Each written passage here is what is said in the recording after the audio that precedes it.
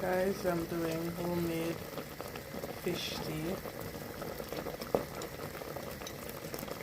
A pepper, a little bit of cock soup, scallion, 2 cloves, a little piece of onion, and then I put a little bit of salt.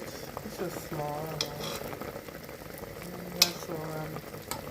That's how I normally do my fish tea. What I'm going to do now is to add some crackers in that.